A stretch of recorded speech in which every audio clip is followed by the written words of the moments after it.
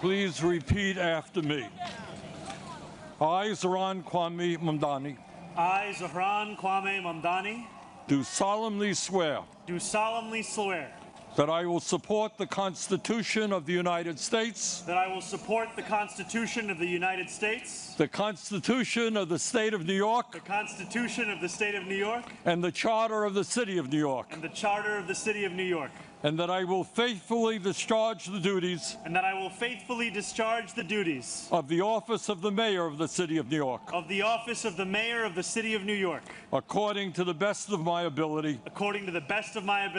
So help me God. So help me God.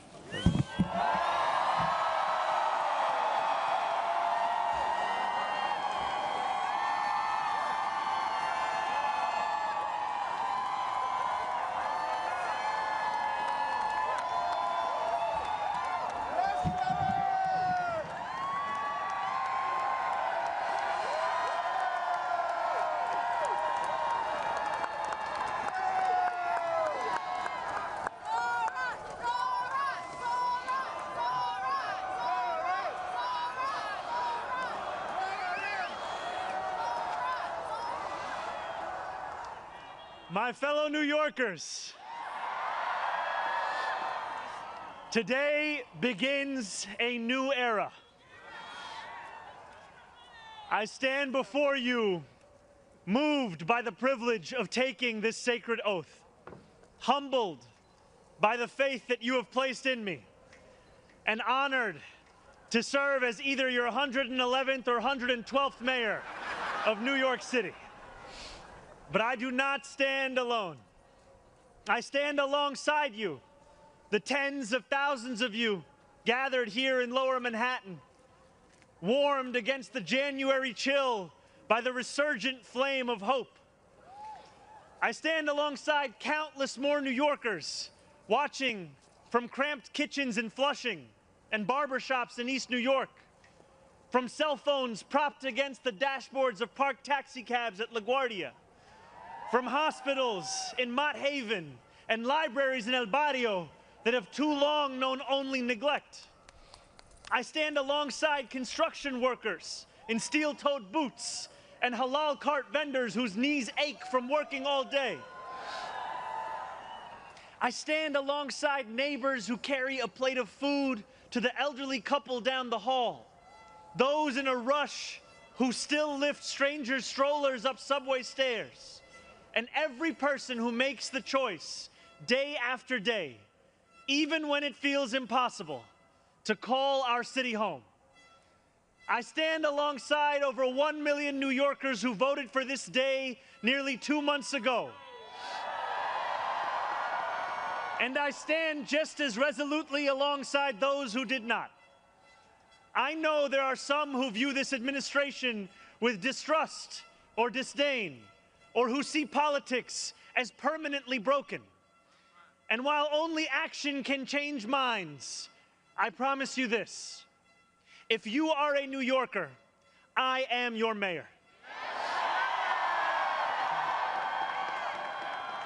Regardless of whether we agree, I will protect you, celebrate with you, mourn alongside you, and never, not for a second, hide from you. I thank the labor and movement leaders here today, the activists and the elected officials who will return to fighting for New Yorkers the second this ceremony concludes, and the performers who have gifted us with their talent. Thank you to Governor Hochul. Thank you as well to Mayor Adams. Dorothy's son, a son of Brownsville who rose from washing dishes to the highest position in our city, for being here as well. He and I have had our share of disagreements, but I will always be touched that he chose me as the mayoral candidate that he would most want to be trapped with on an elevator. Thank you to the two titans who, as an assembly member, I've had the privilege of being represented by in Congress, Nydia Velázquez, and our incredible opening speaker, Alexandria Ocasio Cortez. You have paved the way for this moment. Thank you to the man whose leadership I seek most to emulate, who I am so grateful to be sworn in by today, Senator Bernie Sanders. Thank you to my teams, from the assembly to the campaign to the transition, and now the team I am so excited to lead from City Hall. Thank you to my parents, Mama and Baba, for raising me, for teaching me how to be in this world, and for having brought me to this city. Thank you to my family, from Kampala to Delhi. And thank you to my wife, Rama.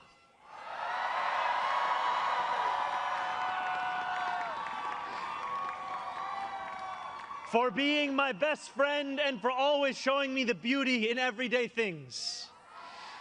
And most of all, thank you to the people of New York. A moment like this comes rarely.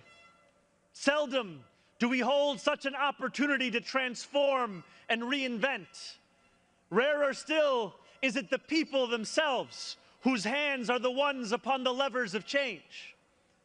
And yet we know that too often in our past, moments of great possibility have been promptly surrendered to small imagination and smaller ambition.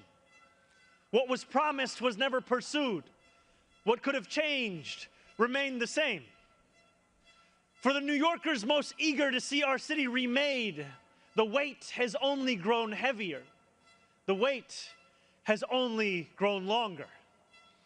In writing this address, I have been told that this is the occasion to reset expectations, that I should use this opportunity to encourage the people of New York to ask for little and expect even less. I will do no such thing. The only expectation I seek to reset is that of small expectations. Beginning today, we will govern expansively and audaciously. We may not always succeed, but never will we be accused of lacking the courage to try. To those who insist that the era of big government is over, hear me when I say this. No longer will City Hall hesitate to use its power to improve New Yorkers' lives. For too long, we have turned to the private sector for greatness while accepting mediocrity from those who serve the public. I cannot blame anyone who has come to question the role of government, whose faith in democracy has been eroded by decades of apathy. We will restore that trust by walking a different path, one where government is no longer solely the final recourse for those struggling, one where excellence is no longer the exception. We expect greatness from the cooks wielding 1,000 spices, from those who stride out onto our Broadway stages, and from our starting point guard at Madison Square Garden.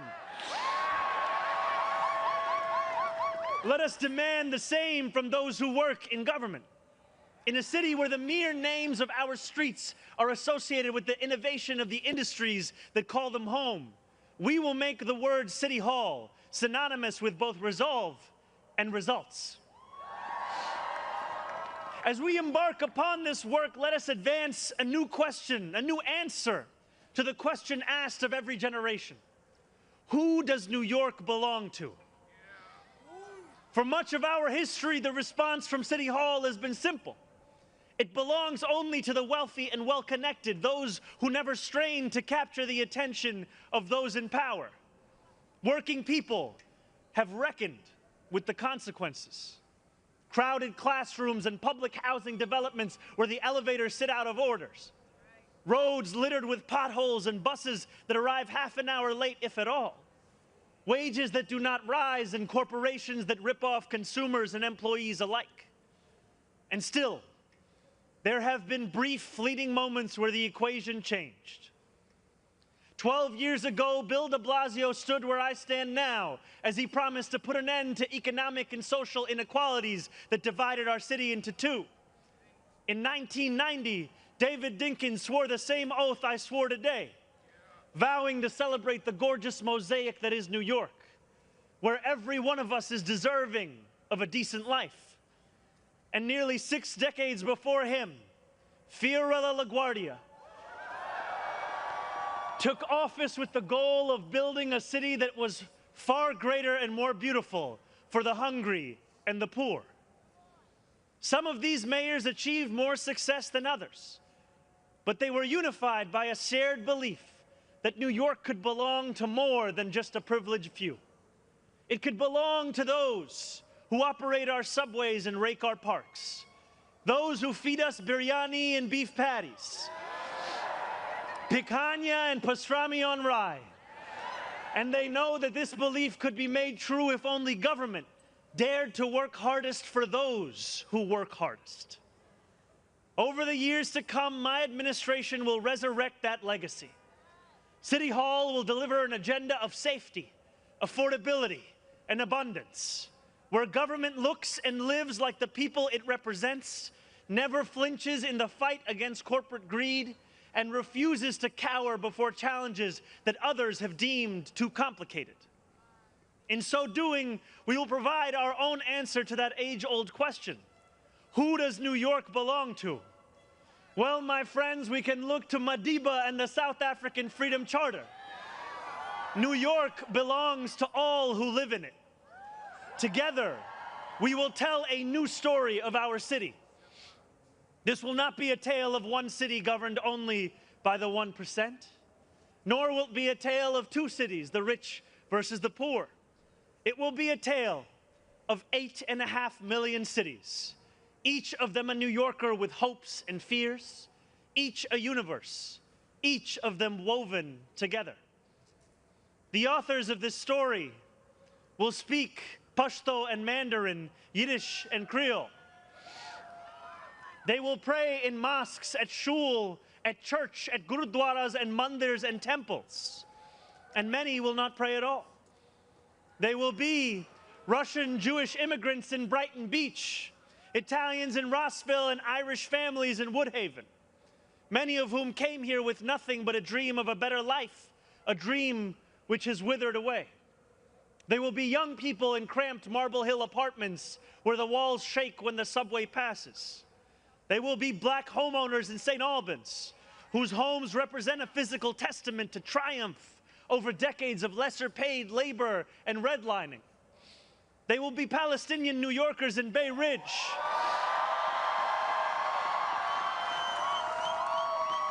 who will no longer have to contend with a politics that speaks of universalism and then makes them the exception. Few of these 8.5 million will fit into neat and easy boxes. Some will be voters from Hillside Avenue or Fordham Road who supported President Trump a year before they voted for me, tired of being failed by their party's establishment. The majority will not use the language that we often expect from those who wield influence. I welcome the change. For too long, those fluent in the good grammar of civility have deployed decorum to mask agendas of cruelty. Many of these people have been betrayed by the established order. But in our administration, their needs will be met. Their hopes and dreams and interests will be reflected transparently in government. They will shape our future. And if for too long these communities have existed as distinct from one another, we will draw this city closer together. We will replace the frigidity of rugged individualism with the warmth of collectivism. If our campaign demonstrated that the people of New York yearn for solidarity, then let this government foster it. Because no matter what you eat, how you pray, or where you come from, the words that most define us are the two we all share: New Yorkers. And it will be New Yorkers who reform a long broken property tax system. New Yorkers who will create a new Department of Community Safety that will tackle the mental health crisis and let the police focus on the job they signed up to do. New Yorkers who will take on the bad landlords who mistreat their tenants and free small business owners from the shackles of bloated bureaucracy. And I am proud to be one of those New Yorkers. When we won the primary Last June, there were many who said these aspirations and those who held them had come out of nowhere. Yet one man's nowhere is another man's somewhere. This movement came out of 8.5 million somewheres. Taxi cab depots and Amazon warehouses, DSA meetings and curbside domino games. The powers that be had looked away from these places for quite some time if they'd known about them at all. So they dismissed them as nowhere. But in our city, where every corner of these 5 boroughs holds power, there is no nowhere and there is no no one. There is only New York and there are only New Yorkers. 8.5 million New Yorkers will speak this new era into existence. It will be loud. It will be different. It will feel like the New York we love. No matter how long you have called this city home, that love has shaped your life. I know that it has shaped mine. This is the city where I set land speed records on my Razor scooter at the age of 12. Quickest 4 blocks of my life.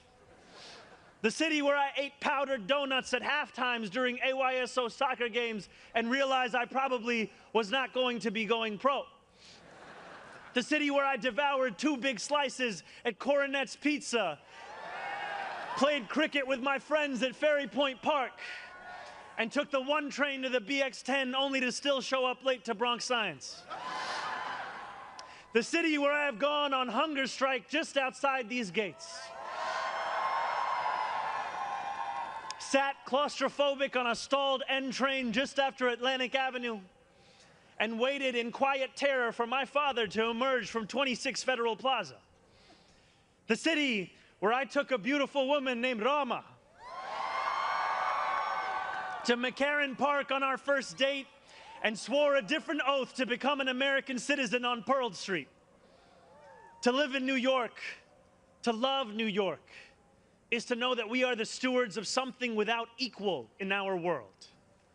Where else can you hear the sound of the steel pan, savor the smell of sancocho, and pay $9 for coffee on the same block? Where else could a Muslim kid like me grow up eating bagels and lox every Sunday? That love will be our guide as we pursue our agenda. Here, where the language of the New Deal was born, we will return the vast resources of this city to the workers who call it home. Not only will we make it possible for every New Yorker to afford a life they love once again, we will overcome the isolation that too many feel and connect the people of this city to one another. The cost of childcare will no longer discourage young adults from starting a family, because we will deliver universal childcare for the many by taxing the wealthiest few.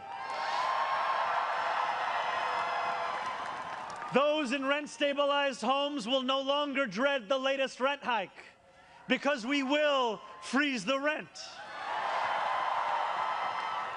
Getting on a bus without worrying about a fare hike or whether you'll be able to get to your destination on time will no longer be deemed a small miracle, because we will make those buses fast and free.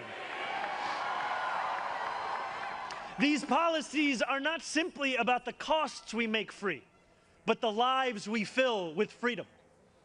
For too long in our city, freedom has belonged only to those who can afford to buy it. Our city hall will change that. These promises carried our movement to City Hall, and they will carry us from the rallying cries of a campaign to the realities of a new era in politics. 2 Sundays ago, as snow softly fell, I spent 12 hours at the Museum of the Moving Image in Astoria, listening to New Yorkers from every borough as they told me about the city that is theirs. We discussed construction hours on the Van Wyck Expressway and EBT eligibility, affordable housing for artists and ICE raids, I spoke to a man named TJ who said that one day a few years ago, his heart broke as he realized that he would never get ahead here, no matter how hard he worked. I spoke to a Pakistani auntie named Samina, who told me that this movement had fostered something too rare, softness in people's hearts. As she said to me in Urdu, "Logo ke dil badal gaye hain." 142 New Yorkers out of 8.5 million. And yet, if anything united each person sitting across from me, it was the shared recognition that this moment demands a new politics and a new approach to power. We will deliver nothing less as we work each day to make this city belong to more of its people than it did the day before. Here is what I want you to expect from the administration that this morning moved into the building behind me. We will transform the culture of City Hall from one of no to one of how. We will answer to all New Yorkers, not to any billionaire or oligarch who thinks they can buy our democracy. We will govern without shame and insecurity, making no apology for what we believe. I was elected as a democratic socialist, and I will govern as a democratic socialist.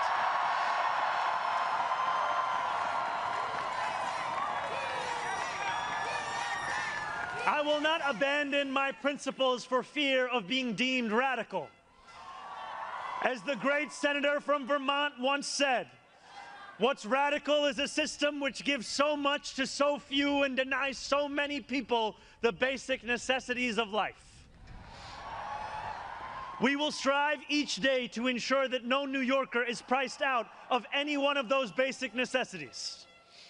And throughout it all, we will, in the words of Jason Terrence Phillips, better known as Jadakiss or Jay to the moi,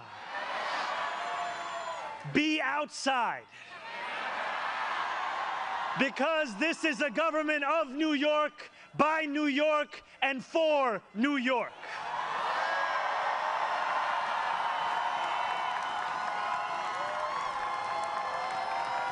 Before I end, I want to ask all of you, if you are able, whether you are here today or anywhere watching, to stand with me. I ask you to stand with us now and every day that follows. City Hall will not be able to deliver on our own. And while we will encourage New Yorkers to demand more from those with the great privilege of serving them, we will encourage you to demand more of yourselves as well. The movement we began over a year ago did not end with our election. It will not end this afternoon.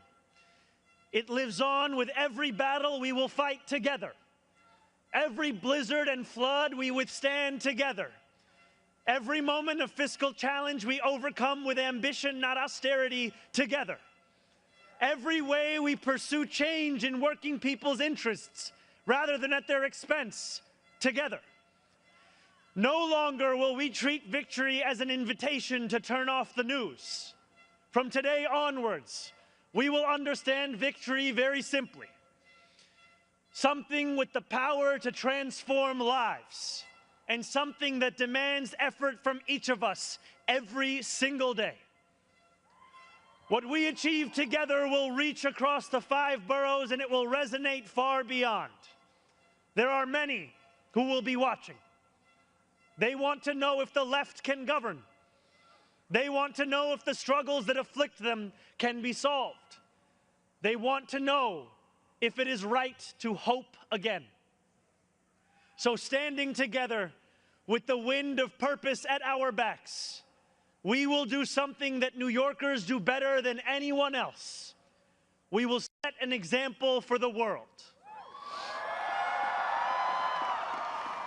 If what Sinatra said is true, let us prove that anyone can make it in New York and anywhere else too. Let us prove that when a city belongs to the people, there is no need too small to be met, no person too sick to be made healthy, no one too alone to feel like New York is their home. The work continues. The work endures. The work, my friends, has only just begun. Thank you.